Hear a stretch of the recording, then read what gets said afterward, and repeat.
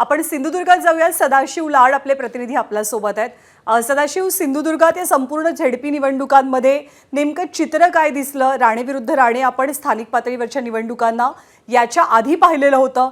इथे नेमका कसा प्रचार झाला, वातावरण कसं आहे?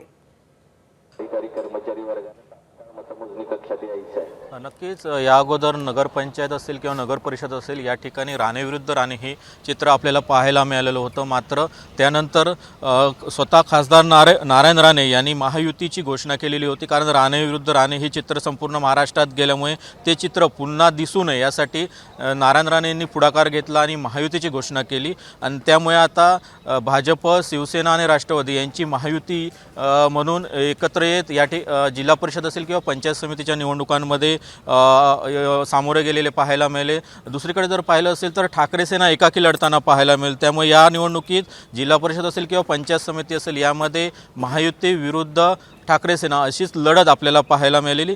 सिंधुदुर्ग जिल्ह्यात 50 जिल्हा परिषद आणि 100 पंचायत समितीच्या निवडणुका झालेल्या आहेत आणि यामध्ये 50 जिल्हा परिषदमध्ये तब्बल 8 उमेदवार जे आहेत ते बिनविरोध निवडून आलेले आहेत। त्यामुळे 42 उमेदवारांसाठीची निवडणूक झालेली होती, तर पंचायत समितीमध्ये एकूण 17 उमेदवार जे आहेत ते बिनविरोध झालेले होते। त्यामुळे 83 उमेदवारांची निवडणूक झालेली होती आणि एकंदर जर पाहिलं असेल तर या ठिकाणी जिल्हा परिषद असेल किंवा पंचायत समिती असेल यामध्ये एकूण 359 उमेदवार जे आहेत ते रिंगणात होते आणि त्यांचं भवितव्य जे आहे ते आता मतपेटीतनं बाहेर येणार आहे। एकंदरीत जर पाहिलं असेल तर या जिल्हा परिषद पंचायत समितीच्या निवडणुकीत मंत्री नितेश राणे यांची वक्तव्य जी होती ती प्रचंड गाजलेली होती आणि त्यांनी मशाल हे चिन्ह पाहून मी निधी देणार नाही असं म्हटलेलं होतं। त्यामुळे टीका देखील झालेली आपल्याला पाहायला मिळाली। एकंदरीत जर पाहिलं असेल तर काहीच वेळात या ठिकाणी मतमोजणीला सुरुवात झालेली। पहिल्यांदा पोस्टल मतमोजणी होणार आहे आणि नंतर 10 वाजून 15 मिनिटांनी आपल्याला सिंधुदुर्गाच्या बाबतीत नमूद करायला लागेल की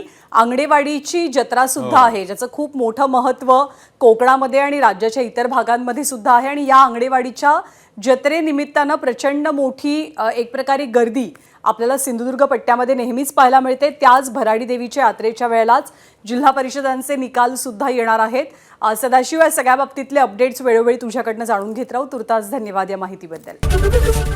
एबीपी माझा, उघडा डोळे बघा नीट।